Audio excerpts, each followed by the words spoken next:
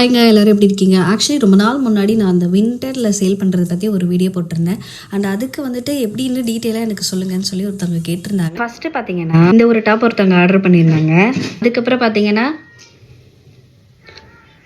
இது ஒரு nice top, இது ஒருத்தவங்க ஆர்டர் பண்ணியிருந்தாங்க. அப்புறம் இந்த இயரிங்ஸ், இது வந்து நான் வாங்கினதுக்கு ஒரு தடவை கூட ட்ரை பண்ணி பார்க்கவே இல்லை. ஆக்சுவலி இதை வாங்கி கிட்டத்தட்ட ஒரு 6-7 மாதத்துக்கு மேலே இருக்கும்.